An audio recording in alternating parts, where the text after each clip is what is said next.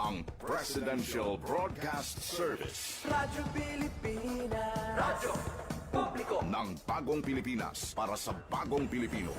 Naghahatid ng mahahalagang balita at impormasyon na guugnay ng pamahalaan sa sambayanan.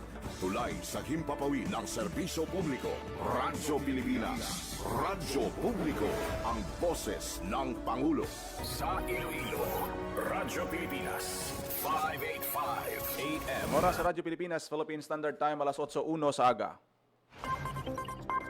Nagapangunang nga balita sa syudad, sa mga banwa, sa probinsya sa Iloilo, kagkaingon nga mga probinsya. Mga pananawon sa likod sang mga balita. Inyo mabatian sa Radyo Pilipinas Iloilo News. Mga balita nga magasugata sa inyo nga aga. Ginbantayan, ginsunod, gintipon sa Radyo Pilipinas Iloilo News Team. Gikan sa hulot balitaan. Diretso sa inyong palamatian. Yarian! Radyo Pilipinas Iloilo News.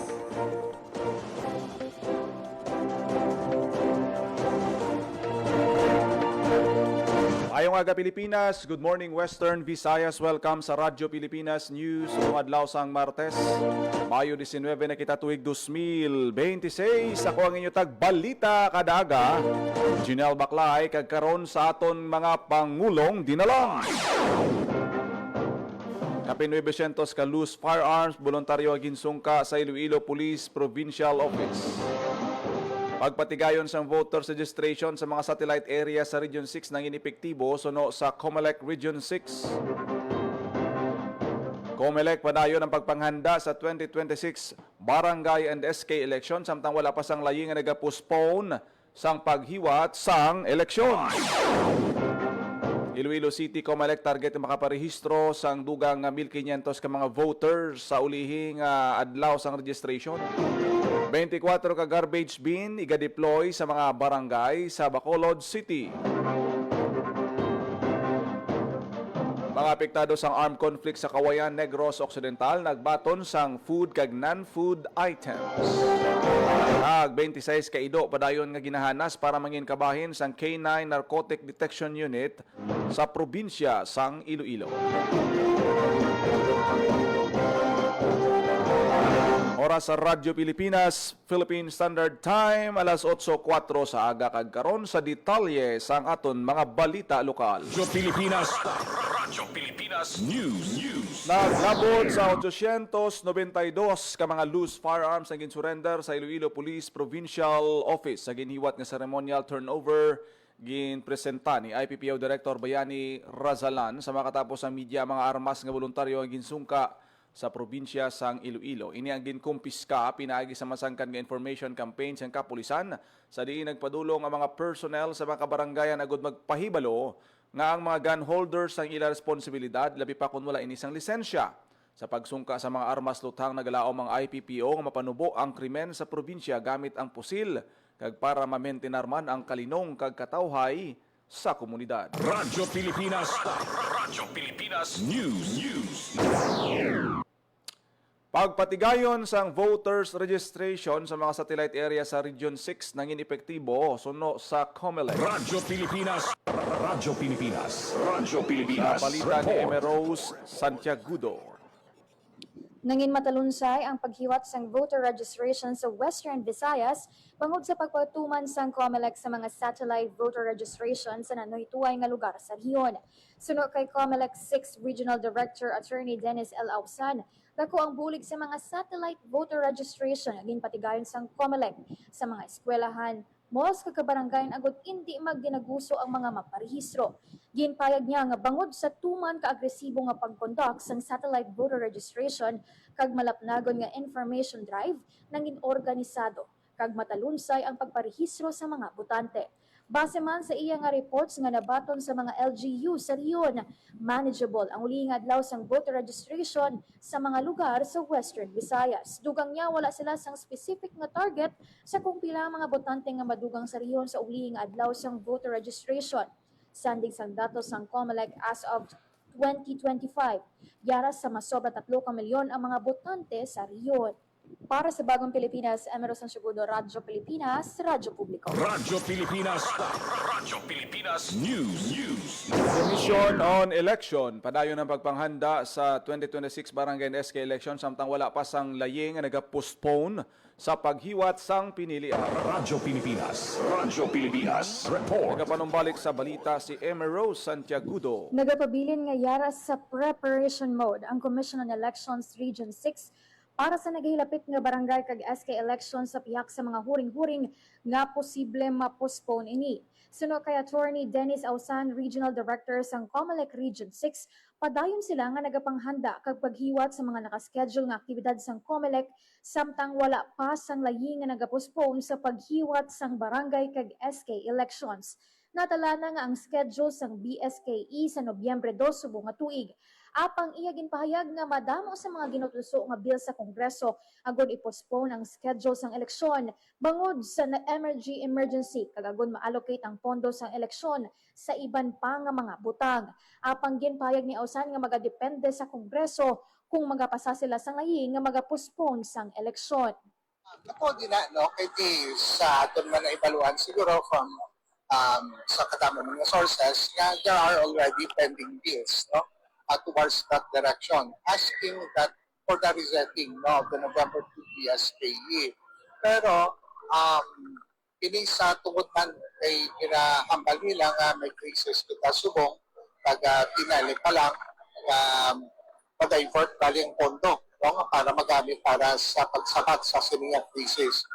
I mean, the funds intended or allocated for the elections. But ang position niya sa COMELEC is this. As of this moment in time, unless and until there will be an amendatory law resetting the scheduled November 2 BSK elections, kami sa election mode. We are on preparation mode. Sige kami preparar. Kaya Ang kabayan sa pagpahayag ni Attorney Dennis Ausan, Regional Director sa COMELEC Region 6. Para sa Bagong Pilipinas, Emerson Segudo, Radyo Pilipinas, Radyo Publiko. Radyo Pilipinas. Radyo Pilipinas News. COMELEC target ang 1,500 ka mga voters nga nagparehistro sa katapusan nga adlaw sang registration o kon kahapon nga adlaw. Radyo Pilipinas. Radyo Pilipinas. Sa detalye sang balita. Target sang Iloilo City COMELEC nga makaparehistro sang dugang nga 1,500 voters sa syudad sa ulihing adlaw sang voter registration sa Robinson's Place, Iloilo sa Mayo 18. Sunod kay Jonathan Saino, Election Assistant 2 sang COMELEC Iloilo City, nagpatigayon sila sang cut-off 1:30 sang hapon sang Lunes agud ma-accommodate ang tanan nga aplikante. Ginpayag niya nga humalin Oktubre sa nagligad nga tuig tubtob Mayo sa bunga tuig, naglabot sa masobra 25,000 ang mga naka-apply sa COMELEC agud magparehistro. Sa nasambit nga numero, masobra 17,000 ang napurbahan sang Election Registration Board o kon ERB. Kalabanan naman sa mga naghingagaw nga magparehistro lunsay mga kabataan. Para kay Kira Isabel Animas, 17 anyos, kag taga-distrito sang Arevalo, importante nga bilang kabataan magparehistro agud makaboto kag makapili sang mga insakto kag maayo nga lideres sa tungsod Pilipinas. ang aton projection for today as last day no ano kita nga mga makalabot kita 1,500 ka mga applicants nga magadugok diri sa aton nga last day of registration diri sa Robinson Mall.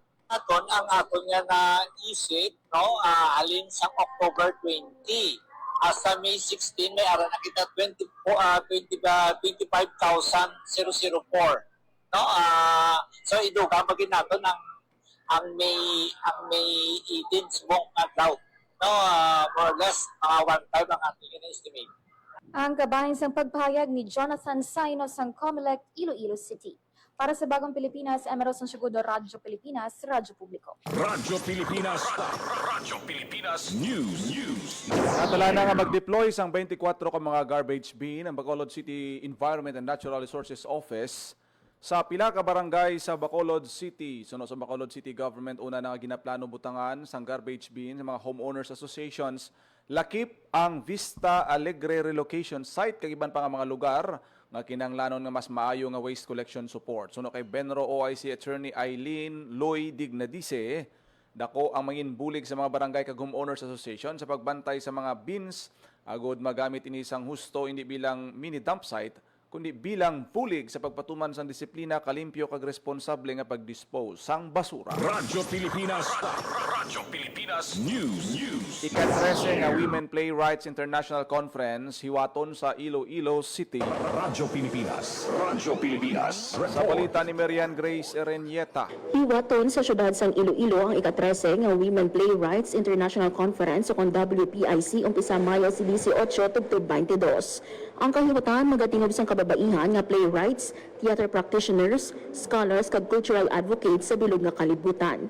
Ginpahayag ni Melody Andong, presidente sang WPI Interim Management Committee sa isa ka press conference sang Mayo 18 nga dako ang bugal para nga dalon pa sa Pilipinas, particularly sa Iloilo City, ang WPIC bangod kilala ang syudad bilang UNESCO Creative City of Gastronomy kag maluwas nga madamo sang kababaihan ang nagaluto nga may ara sang ikasara sa pagpakigbahin sang ila istorya, may ara sang istorya sa likod sa mga manamit nga pagkaon sang Iloilo.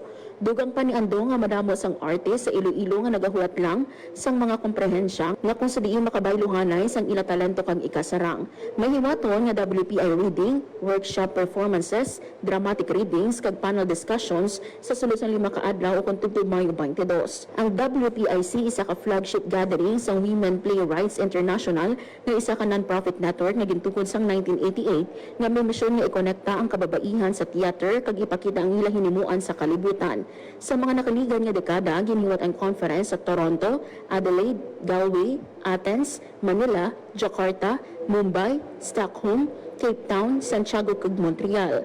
Ang kahiwatan sini nga tuig nang imposible sa partnership sa Iloilo Dinagyang Foundation Incorporated o kon IDFI.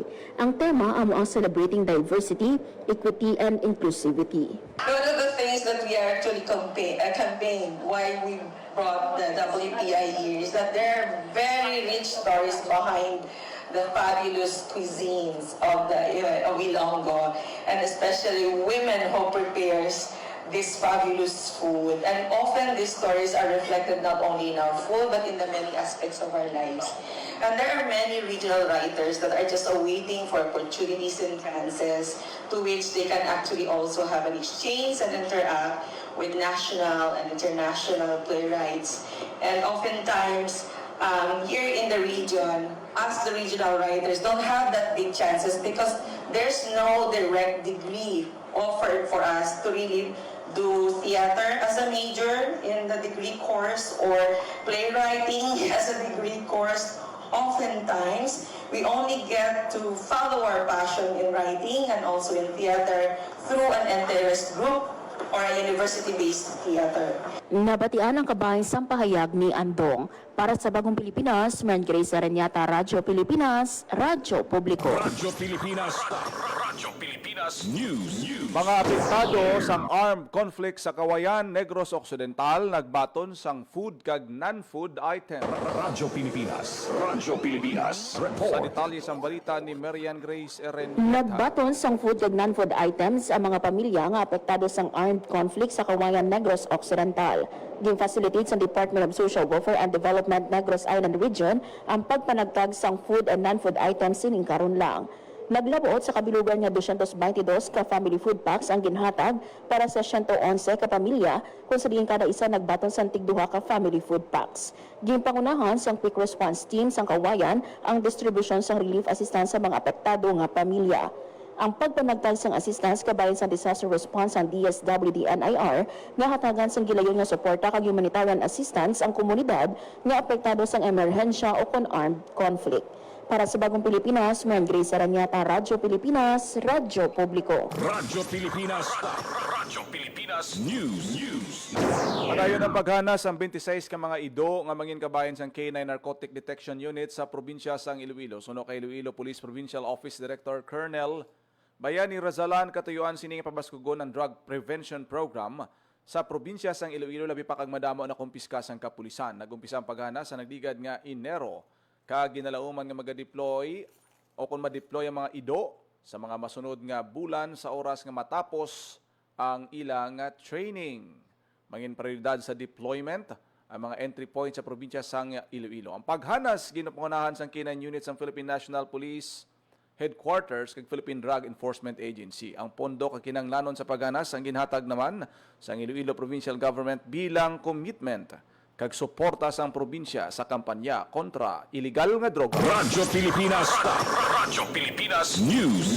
Dumos Creek kag Iloilo, Batiano River ginapaydalom karon sa dredging kag clearing operation sang Department of Public Works and Highways. Radyo Pilipinas. Radyo Pilipinas. Report. Sa detalye sang balita. Padayon ang paghiwat sa clearing operations ng Department of Public Works and Highways Region 6 sa pagpanguna sa Equipment Management Division, kabilog ang District Engineering Offices ay dalam sa programa o plan kontra baha. Kabayon sang desilting kag clearing operation ang paghawan subong sa mga lagyan sang tubig sa pila ka waterways. As of May 11, naglabot sa 74.96% na ang accomplishment sa Batiano River, samtang 47.93% naman sa Dungon Creek.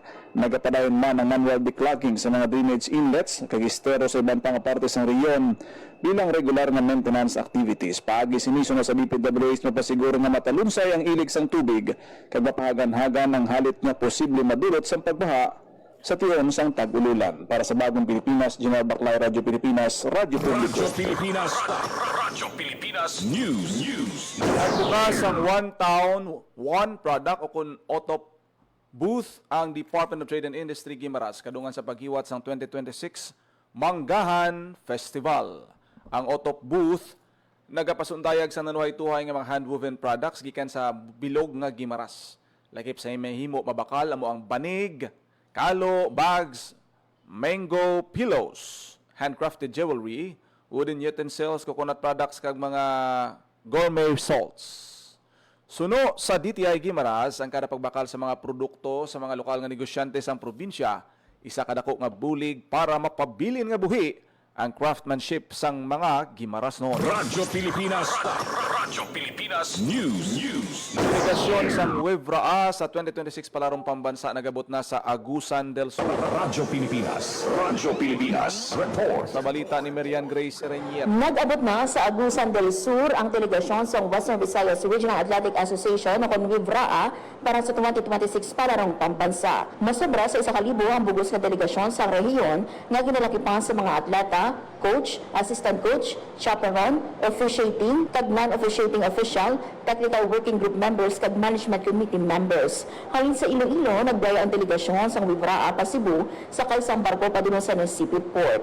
Gimagatinir ang delegasyon sa rehiyon sa Isa, Rosario Central School sa Agusan del Sur. Gimpayag na Rani Escolar Jr., Regional Information Officer sa DepEd Region 6, nga apisal sa Mayo 24 pa maumpisa ang Palarong Pambansa, gamitan sa mga atleta ang tion para mag-practice kag mga familiar sa lugar. Madalawig ang Palarong Pambansa tubig sa Mayo 31. Para sa Bagong Pilipinas, Marian Grace Aranyata, Radyo Pilipinas, Radyo Publiko. Radyo Pilipinas. Radyo Pilipinas News. Kultura kag kasaysayan himuon nga interactive sang artificial intelligence sa AI Game On. Radyo Pilipinas. Radyo Pilipinas. Sa balita ni Hope Torichan. Hindi lang conference, workshop, kag exhibit ang lauman sa AI Fest 2026 sa tapos ginlunsar man sa Department of Science and Technology kag Developers Connect Philippines ang AI Game On, isa ka bag-o nga kompetisyon nga ginalakipan sang artificial intelligence, game development kag cultural preservation. Kabahin ang AI Game On sang ginpadako nga line-up sang National AI event nga hiwaton sa syudad sang Iloilo sa bulan sang Agosto. Katuyuan sang among aktibidad nga hingyoon ang mga developers kag AI enthusiast nga gamiton ng AI sa paghuman sang interaktibo nga digital experience gamit ang kultura, tradisyon kag kasaysayan. Hindi lang AI ang sentro sang kompetisyon, kundi ang paggamit sang AI bilang pamaagi sa pagdihon sang istorya kag pagpalawig sang kultura. Bukas ang AI Game On sa mga estudyante o kon profesional edad 18 anyos pataas. Pwede ang individual o kon team nga ginabugusan sang 3 ka tawo. Kinahanglan man nga maggamit ang mga partisipante sang hindi magnubo sa isa ka AI tool sa ila proyekto. Ang tema sang kompetisyon, Giving Our History a New Heartbeat Through the Intelligence of Tomorrow. Para sa Bagong Pilipinas, Hope Trichante, Radyo Pilipinas, Radyo Publiko. Radyo Pilipinas News. Formal na deploy sa Bacolod City Government ang unang batch ng Community Disaster Preparedness Training Volunteers salin sa 6 kagatos ka mga mangingisda kag ila pamilya gikan sa mga coastal barangay sa syudad. Bilang mga immediate first responders sa ilatag sa komunidad, ang mga volunteers ginhatagan sang official ID kag volunteer vest kadungan sa ila deployment. Nagbato ng mga inis ang certificate of completion kag tagpulo ka kilo nga bugas bilang suporta. Ginpabutyag naman ni Bacolod City Mayor Greg Gasataya nga ang top performing volunteers may kahigunan nga ma-promote kag makaobra sa City DRRMO. Ang mga volunteers magapailaluman sa specialized CPR training sa maabot nga Hulyo 6. Radyo Pilipinas. Radyo Pilipinas News. Kahimtangan sang turismo sa Western Visayas kag Negros Island Region ginhambalan. Radyo Pilipinas. Radyo Pilipinas. Report. Sa detalye sa balita ni Hope Turicante. Ginpakigbayin sa Department of Tourism Western Visayas kag Negros Island Region ang mga sitwasyon, oportunidad kag mga pagpanghangkat sa turismo sa mga rehiyon sa ginhiwat nga ika-35 nga Visayas Area Business Conference sa Bacolod City. Ginpatpat ni DOT6 Regional Director Crisanta Marlene Rodriguez ang epekto sa mga krisis sa turismo, lakip ng pagsaka sa presyo sang krudo, transport kag logistics concerns, climate-related risk kag global economic pressures. Ginhatagan emphasis sa presentasyon ang kinahanglan para sa tourism industry nga wala lang nakasentro sa pag-uswag amuman sa sustainable kag mas handa nga palaabuton. Ginistoryahan man ang pagduso sang cluster-based kag circuit tourism development, digitalization kag pagpabaskog sang kolaborasyon sang gobyerno kag pribado nga sektor. Ginhambalan man ang potensyal sang duha ka rehiyon sa gastronomy, MICE, wellness, dive, creative, heritage, farm kag community-based tourism. Para sa Bagong Pilipinas, Hope Trichante, Radyo Pilipinas, Radyo Publiko. Radyo Pilipinas. Radyo Pilipinas News. Naghatag sa 11.7 million pesos nga balor sang suporta ang Negros Occidental Provincial Government sa mga atleta, coach, assistant coach, kag iban pa nga mga support personnel nga magatiglawas ang probinsya sa 2026 palarong pambansa. Ini ang gamiton para sa training, partisipasyon, hygiene kits kag parade uniform. Gintagaan man ang mga inis ang transportation assistance, sapatos kag uniforme, accommodation meals, contingency support kag playing allowance. Naibuluhan nga Negros Occidental Delegation kinabugusan sa 266 ka mga atleta, 43 ka mga coaches, 14 ka assistant coach, kag 18 ka mga chaperon. Kadungan sang iya pagpasalamat sa pagtiglawas ang probinsya sa palarong pambansa, ginainganyo naman ni Governor Lacson ang mga atleta nga hindi lamang maghandom sang medalya sa palaro, kundi ipakita ang disiplina, humility, teamwork, kag sportsmanship. Radyo Pilipinas. Radyo Pilipinas News. Oras sa Radyo Pilipinas, Philippine Standard Time, alas 8:24 sa aga. Radyo Pilipinas. Radyo Pilipinas. Kag inyo nabatian ang detalye sang mga nagapanguna nga balita sa pagpangalagad sang Radyo Pilipinas News subong adlaw sang Martes, Mayo 19 na kita tuig 2026. Isa dugang pa nga mga balita kag impormasyon. I-follow kag i-like lang ang aton Facebook page Radyo Pilipinas Iloilo. Good morning sa aton sining mga FB Live viewers. Ma'am Maribel Rapista. At sa tanan naton nga mga FB Live nga nagaupod subong. Sa iban pa nga mga balita karon, tutok lang sa iban pa nga programa sang Radyo Pilipinas Iloilo. Ako naging lamang inyo alagad ang inyo tagbalita kada aga, Jinel Baclay. Mayong aga Pilipinas. God bless Iloilo. Ang inyong tulay sa himpapawid ng serbisyo publiko. Ang Presidential Broadcast Service, Radyo Pilipinas, Radyo Publiko. Radyo Pilipinas. Radyo Publiko. Kinilala ng pang-international at prestigyosong Asia Pacific Broadcasting Plus Awards 2025 para sa kategorya ng Government Streaming. Ito ay dahil sa epektibo nitong pagsasanib ng mga tradisyonal na media tulad ng telebisyon, radyo at print para masabayan ang mabilis na pag-inog ng mundo ng digital at social media tungo sa mas epektibong paghahatid ng mahahalaga at napapanahong mga impormasyon sa mamamayang Pilipino. Kinilala rin ang Radyo Pilipinas dahil sa patuloy na pag-akyat ng rating. Ngayon ay matatag sa pang-4 na pwesto sa Mega Manila ayon sa pinakahuling Nielsen Radio Audience Measurement Survey.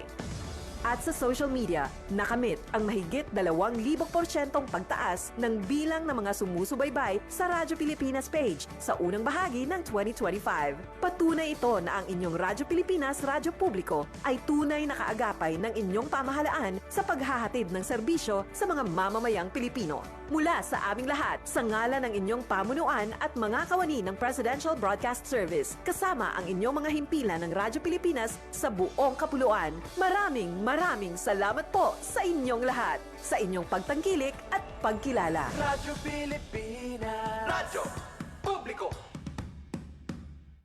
Maging fuel efficient so